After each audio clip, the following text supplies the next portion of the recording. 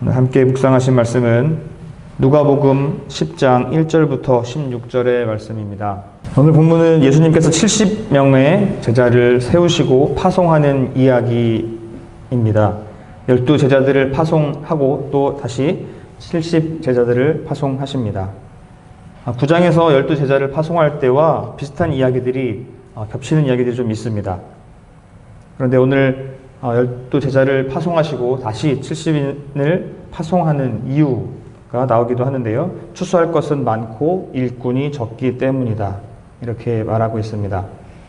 12제자로는 그 많은 선교지, 많은 선교 대상들을 선교하기가 어려웠기 때문에 또다시 70인의 제자들을 선교로 파송한다. 이런 내용들이 나오고 있습니다. 우리 한 절씩 살펴보도록 하겠습니다. 1절 말씀입니다.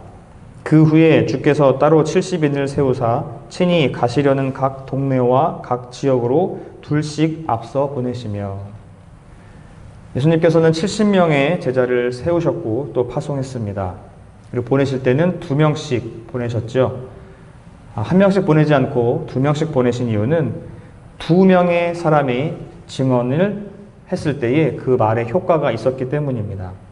유대적인 관습인데요. 한 사람의 말을 믿는 것보다는 2사람의 말을 믿는 것이 당연히 낫겠죠. 그래서 초대교회에서도 파송을 보낼 때 그런 식으로 2명씩 보냈습니다. 바울과 바나바, 또 바울과 실라 이렇게 둘씩 짝지어서 보내는 것이 관습이었습니다. 2절입니다. 이르시되 추수할 것은 많되 일꾼이 적으니 그러므로 추수하는 주인에게 청하여 추수할 일꾼들을 보내주소서 하라. 70인을 보내게 된 원인이 여기 나오죠. 추수할 것은 많은데 추수할 일꾼이 적다. 추수라는 말은 본래 하나님의 심판을 가리키는 말이었습니다. 그러나 오늘 여기에서는 하나님의 백성을 모으는 마지막 때의 종말적 과업을 나타내고 있습니다. 또한 이 일꾼들은 추수를 하는 것뿐만이 아니라 일꾼들을 또 보내달라고 기도하는 것까지도 그들의 임무였습니다. 그래서 오늘 2절에서 그렇게 70인에게 일꾼을 보내달라고 기도하라고 말씀하고 계시죠. 3절입니다. 갈지어다 내가 너희를 보냄이 어린 양을 이리 가운데로 보냄과 같도다. 이렇게 보냄을 받는 것은 쉬운 일이 아니고 위험을 감수해야 할 일이라는 것을 말해주고 있습니다. 이리 가운데에 어린 양이 들어가면 어떻게 될지 결과가 뻔합니다. 그만큼 위험하고 어려운 일들이 많을 것이다라는 것을 말해주고 있죠. 누가에게는 이 70명의 세계 선교 파송을 가리키는 이 말이 바로 이 말이었습니다. 어린 양이 이리 가운데로 들어가는 것, 이것이 선교 사역이었습니다. 그것을 그들이 잘 감당하기를 바랬고 또한 그것이 오늘날 우리에게까지 이어지기를 바랬을 것입니다. 하나님의 뜻이, 하나님의 나라가 전파되는 것이 70명에서 머무는 것이 아니라 그 많은 사람이 그 이후에도 또한 선교 사역을 잘 감당하기를 바라는 그 마음이 있었을 것입니다. 4절입니다. 전대나 배낭이나 신발을 가지지 말며 길에서 아무에게도 무난하지 말며. 9장에서 보았던 내용과 비슷하지요. 12제자를 보내셨을 때에 가방을 가지고 가지 말고 지팡이를 가져가지 말고 이렇게 여러 가지가 있었습니다. 전도여행 중에 가져가야 할 마땅한 것들, 그것조차도 휴대하지 말라고 주어집니다. 그리고 보냄을 받은 제자들은 추수할 주인, 즉 하나님만 의존하며 살기를 바랬던 것이죠. 물건이 많으면 많을수록, 가지고 있는 게 많으면 많을수록 그것에 의지하게 되고 하나님께 의지하지 않는 결과가 났기 때문입니다. 될 수 있는 대로 가지고 있는 것이 적어야 하나님을 바라보기 때문이죠. 그래서 우리에게도 많은 것이 주어졌다면 하나님을 의지하고 하나님을 바라보기 좀 어려운 것 같습니다. 우리가 가지고 있는 것을 의지하지 않고 오로지 하나님만 의지할 수 있도록 늘 우리가 가난한 마음을 가지고 살아야 할 것입니다. 그들에게 아무에게도 무난하지 말라고 또 말씀하십니다. 왜냐하면 그들이 해야 할 일들은 긴박한 일들이기 때문이죠.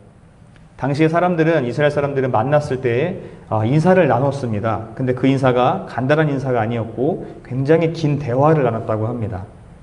그렇기 때문에 지금 급박한 임무를 가지고 파송받은 그들에게는 그런 인사가 중요한 것이 아니었습니다. 사람들을 만나서 인사를 하고 대화를 하는 그것보다는 지금 맡겨진 그 사명을 감당하는 것이 긴급한 일이기 때문에 사람들을 만나서 무난하지 말라 이렇게 말하고 있습니다. 5절입니다. 어느 집에 들어가든지 먼저 말하되 이 집이 평안할지어다 하라. 이제 그들이 갈 곳마다 어느 집을 만나게 될 것이고 그 집에 거하게 될 것입니다. 많은 시간 동안 선교를 해야 될 것이고 또 여러 곳을 다녀야 하기 때문이지요. 그런데 무의미하게 평범하게 인사를 나누는 것 대신에 각 집을 방문하면서 예수님의 구원을 이야기하고 그 가정에 평안을 빌어주라고 말합니다. 먼저 그들에게 주어진 임무는 무엇이었습니까? 하나님의 나라를 선포하는 것이고 또한 병자들을 고치는 것이었죠. 하나님의 나라를 선포한다는 것은 이제 그들에게 회개하라고 촉구를 해야 하는 것이 마땅한 것입니다. 그러나 그보다도 더 먼저 말하라고 한 것이 평안을 말하라고 하셨습니다. 그들에게 회개를 촉구해야 함에도 불구하고 평안을 말하라. 그만큼 하나님의 사랑이 이 제자들을 통하여서 전해지길 원했던 것 같습니다. 6절입니다. 만일 평안을 받을 사람이 거기 있으면 너희의 평안이 그에게 머물 것이요 그렇지 않으면 너희에게로 돌아오리라. 평안을 말하는데 사람에게 말하는 것이 아니라 그 집에 들어가서 말하라고 했습니다. 사람을 만나기 전에 먼저 평안을 받으라고 이렇게 말하는 것이죠. 그 집에 만약 그 평안의 은사를 받을 만한 사람이 있다면 그가 그것을 받을 것입니다. 그런데 그렇지 않으면 그 평안이 제자들이 외쳤던 그 평안이 제자들에게로 자신에게로 돌아오게 될 것입니다. 평안을 무조건 빌어주지만 그 평안을 받을 만한 사람이 받는 것입니다. 아무에게나 주어지는 평안은 아니었던 것 같습니다. 7절입니다. 그 집에 유하며 주는 것을 먹고 마시라. 일꾼이 그 삭을 받는 것이 마땅하니라. 이 집에서 저 집으로 옮기지 말라. 두 가지 내용인데요. 어느 집에 거할 때 그 집에서 주는 것을 받으라는 것입니다. 그리고 한 가지는 여러 가지 여기저기 집을 옮겨가지 말라는 것이죠. 12제자에게 했던 말씀과 비슷한 내용입니다. 집을 옮겨가지 말라. 더 좋은 것을 찾아서 옮겨다니지 말라는 것이죠. 그런데 앞의 내용을 보면 그들이 주는 것을 먹고 마시라고 이야기합니다. 당시에 온 지방을 돌아다니면서 생계를 구걸했던 어떤 철학자들, 이런 사람들이 있었습니다. 그래서 그들이 가는 곳마다 사람들은 대접을 해야 했던 것이죠. 그런데 제자들은 그 철학자들, 방랑자들과는 달라야 했습니다. 어느 집에 거하든지 그 집에 접대를 받아야 했습니다. 지원을 받아야 했습니다. 그래야만 그들이 또 여러 군데를 다니면서 선교 사역을 할 수 있었기 때문이죠. 그런데 개인적인 이득을 위해서 그렇게 하지 말아야 하는 것입니다. 하나님의 어떤 상품을 파는 것처럼, 판매하는 것처럼 그런 인상을 주어서는 안 된다는 것이죠. 개인을 위한 것이 아니라 하나님의 복음을 위해서 다니는 그들이었습니다. 하나님의 왕되심을 선포하는 그들이었습니다. 그런데 그들이 여기저기 다니면서 눈치를 보아서는 안 되겠죠. 여기저기 다니면서 대접을 받았다 할지라도 그들이 신세를 진다는 그런 느낌을 가지면 안 되는 것이고 당연히 여겨야 하는 것이었습니다. 왜냐하면 그들은 일꾼이기 때문이죠. 일꾼은 일을 하고 그 삭을 받습니다. 당연한 것입니다. 그들이 일했기 때문에 그 삭을 받는 것이죠. 그래서 지금 이 제자들이 거하는 집에서 지원받는 모든 것들을 당당하게 받으라고 얘기합니다. 왜냐하면 그들은 일꾼이고 일꾼이 삭을 받는 것은 당연하기 때문이죠. 하나님의 보내심을 받은 그들이 그들의 그들의 머리를 숙이지 말고 높이 들어야 하는 것이었습니다. 음식을 제공받고 잠자리를 제공받아야 하는 것은 맞는데 그러나 그것은 일꾼으로서 삭스로서 마땅히 받는 것이기 때문에 어디에 가서 제공을 받던지 기죽지 말라고 이야기하는 것입니다. 8절, 9절 그리고 10절, 11절인데요. 8절, 9절은 제자들이 그 선교 활동을 할 때 그들을 영접하는 행동을, 그리고 10절, 11절은 영접하지 않는 행동을 했을 때의 그 상황을 이야기해주고 있습니다. 8절, 9절 읽겠습니다. 어느 동네에 들어가든지 너희를 영접하거든 너희 앞에 차려놓는 것을 먹고 거기 있는 병자들을 고치고 또 말하기를 하나님의 나라가 너희에게 가까이 왔다 하라. 영접받았을 때에 그들이 가는 곳마다 영접받은 것은 아니었습니다. 그들을 환대하는 것도 있고 환대하지 않는 것도 있었겠죠. 영접받았을 때에 해야 할 일들에 대해서 말씀하십니다. 먼저 먹어야 합니다. 그들에게 차려진 음식은 삭입으로 율법적으로 정결한 것인지 물어볼 필요가 없었던 것이죠. 우리는 지금 이해하기 힘들지만 그 당시에는 그들은 여전히 신약시대임에도 불구하고 율법적인 것에 쌓여 있었습니다. 그래서 음식에 대해서도 정결법을 따르려고 많이 노력을 했고 먹어야 되는지 먹지 말아야 하는지 논란이 많이 있었습니다. 그러나 그들이 선교하면서 그들 앞에 주어진 음식은 그렇게 정결한 것인지 따지지 말고 그냥 먹으라는 것입니다. 또한 그들에게는 고쳐야 되는 임무가 주어졌습니다. 병고침입니다. 하나님 나라의 그 임재의 표현으로 병고침의 사역들이 일어나는 것이죠. 그래서 제자들은 반드시 병을 고쳐야 했습니다. 또한 하나님의 나라가 너희에게 가까이 왔다. 하나님 나라가 곧 다가온다. 이것을 말해야 했습니다. 하나님 나라는 먼 훗나라 이야기가 아니라 이제 제자들의 활동으로 인해서 하나님 나라가 그곳에 임하게 되는 것이죠. 그래서 하나님 나라는 미래의 일이 아니라 현재에 실제하는 일입니다. 제자들은 그것들을 영접하는 곳에서 외쳐야 했습니다. 10절 11절입니다. 어느 동네에 들어가든지 너희를 영접하지 아니하거든 그 거리로 나와서 말하되 너희 동네에서 우리 발에 묻은 먼지도 너희에게 떨어버리노라. 그러나 하나님의 나라가 가까이 온 줄을 알라 하라. 먼지를 떨어버린다는 말을 9장에서 12제자의 파송에서도 나왔습니다. 그것과 상관이 없다라고 말할 때 먼지를 떨어버렸죠. 영접하지 않는 그 마을, 그 동네의 거리에서 말해야 합니다. 우리 발에 묻은 먼지도 너희에게 떨어버리노라. 이 선언은 메시지를 받지 않는 그들에게 책임을 넘기는 것입니다. 우리는 복음을 선포했고 복음을 받지 않은 너희들이 잘못이다. 너희들의 책임이다. 공식적으로 그들에게 책임을 돌려버리는 것이 먼지를 떨어버리는 것입니다.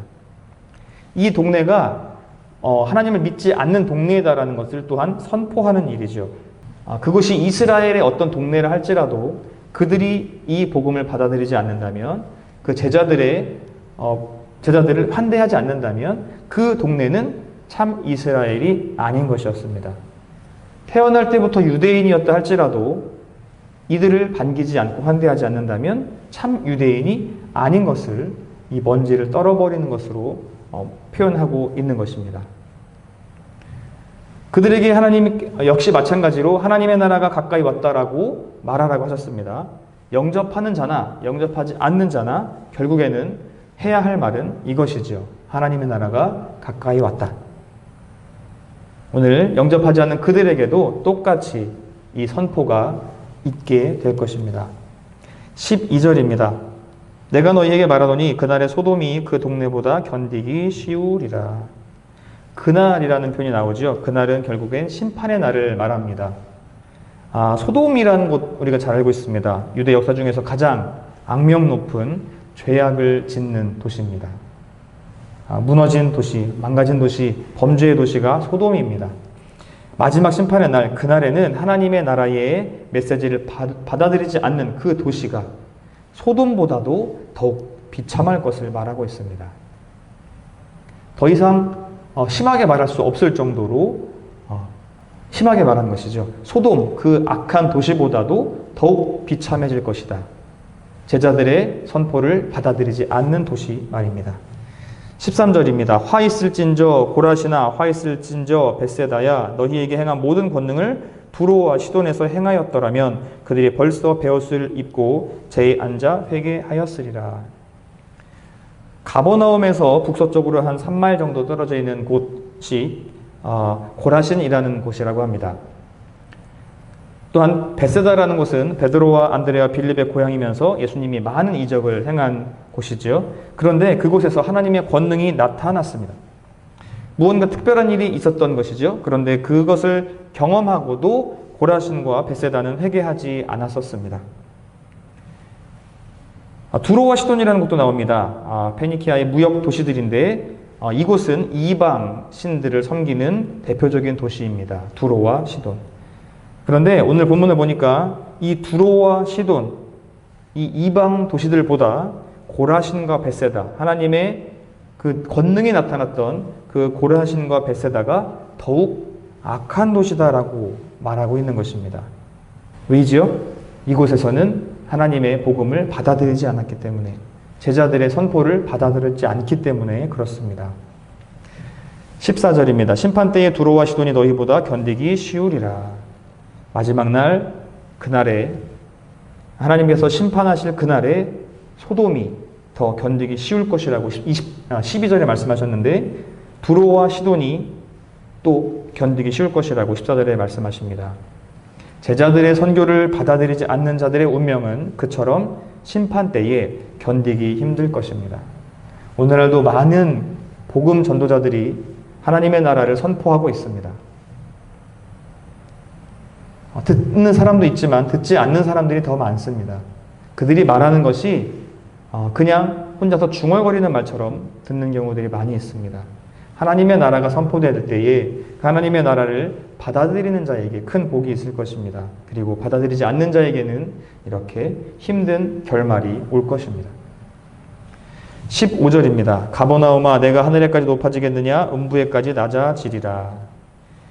가버나움이란 도시는 예수님의 갈릴리 활동의 중심지였습니다. 그래서 예수님께서 병을 고치고 많은 일들을 행했던 곳이 이 가버나움이었는데, 다른 도시들보다 당연히 메시지를, 그 제자들이 전하는 그 하나님의 나라 복음을 더 잘 받아들일 수 있는 곳이었습니다.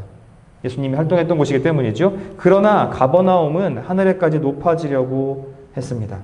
결국 그들은 하늘과는 반대로 음부에까지 낮아질 것입니다.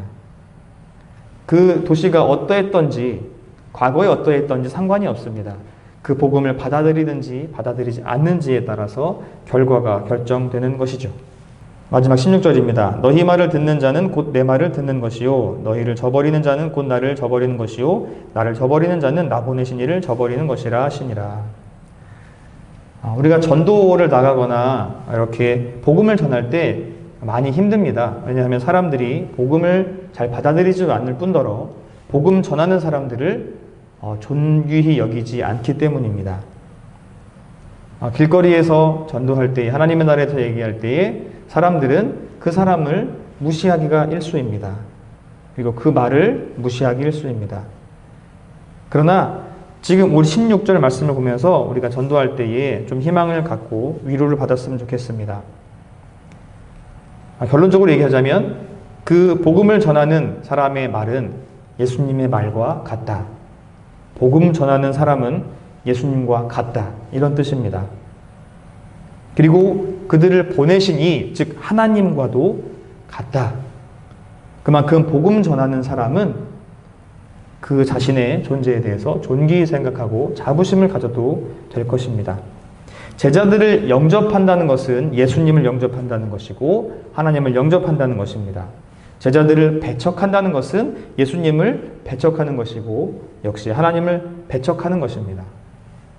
제자들이 그만큼 권능을 가지고 있다는 말입니다. 예수님처럼 말이죠. 그러니 제자들의 말을 듣지 않는 사람들에게 주어지는 경고가 오늘 16절입니다. 또한 이 말을 제자들에게 위로로 주어졌죠. 우리에게 복음을 전할 때에 위로로 주어진 것처럼 말입니다. 복음을 전하다가 거절당해도 제자들이 거절당하는 것이 아니고 예수님이 거절당하는 것, 하나님이 거절당하는 것입니다. 제자들은 그저 도구로 사용될 뿐이고 그들은 전할 뿐이지요. 그들이 거절당한 것이 아니라 예수님과 하나님이 거절당한 것입니다. 우리가 복음을 전파할 때에, 전도할 때에, 노방 전도할 때, 사람들을 만날 때 거절당하는 것이 굉장히 상처로 다가옵니다. 그러나 그들이 거절한 것은 우리를 거절한 것이 아니고 하나님을 거절한 것이고 예수님을 거절한 것입니다. 우리가 이게 다시 한번 이 코로나가 끝나고 전도할 기회들이 주어진다면 우리가 그 거절당하는 것에 대해서 두려워하지 말고 담대하게 전도할 수 있는 그런 시간들이 되었으면 좋겠습니다. 오늘 본문을 정리합니다. 예수님은 12제자를 파송하셨고 이어서 또다시 70제자를 파송하셨습니다. 그리고 그들에게 하나님의 백성을 모으는 역할을 주셨습니다. 그 70 제자들이 그 사역을 감당하면서 얼마나 부담이 컸을까요? 나를 위한 일도 아니고 그 복음을 위한 일이라는 것, 그것은 사명감만으로 감당하기에 너무 부담스럽고 큰 일이었을 것입니다. 그 일을 감당하면서 자신을 돌아볼 수 있는 일도 아니었을 것입니다. 모든 것을 다 내려놓고 가방과 전대와 모든 것까지 다 내려놓고 하나님만 바라보며 가야 하는 일이었습니다. 자신의 생각대로 할 수 없었고 자신이 원하는 대로 할 수 없는 그런 상황이었을 것입니다. 오직 보내신 분의 뜻에 따라서 자신을 내려놓고 도구가 되는 일일 것입니다. 그들에게는 너무나 힘든 일이겠지만, 부담스럽고 어려운 일들이겠지만 하나님께서 함께 하실 때에 그들은 큰 역사를 이뤄낼 수 있었습니다. 제자들을 보내신 이는 모든 것을 제자들에게 맡기지 않으십니다. 기도하게 하시고 그 기도를 들어주시는 분이시죠. 처음부터 모든 것을 다 주시고 그들이 감당하게 하지 않으셨습니다. 힘들고 어려울 때에 기도하라고 하셨고 그 기도를 들어주시는 분입니다. 그러니 오늘날 우리도 우리에게 주어진 사명을 감당하기 위해서 능력을 구하고 기도해야 할 것입니다. 나의 힘으로 안 될 때 우리는 기도해서 하나님의 능력을 우리의 것으로 받아야 할 것입니다. 그렇게 사명을 잘 감당해 나가야겠죠. 사명을 주신 그 하나님 아버지는 우리에게 부담만 주시는 분이 아닙니다. 그 부담스러운 일까지도 하나님께서는 감당할 수 있도록 능력과 힘을 주시는 분이십니다. 그렇게 우리는 더욱 기도해야 합니다. 때를 얻든지 못 얻든지 기도해야 합니다. 그 기도만이 우리에게 힘이 되고 능력이 될 것입니다. 오늘 하루를 살아가면서 작은 일과 큰 일을 만날 때에 그 때마다 기도하시기 바랍니다. 나의 힘으로 이겨내는 것도 참 좋지만 나의 힘으로 이겨내기 이전에 하나님의 능력을, 권능을 받는 하루가 되었으면 좋겠습니다. 그렇게 지혜롭게 하루를 살아가며 하나님과 동행하며 하나님께 영광 돌리는 하루를 보내시기를 주님의 이름으로 축복합니다. 아멘.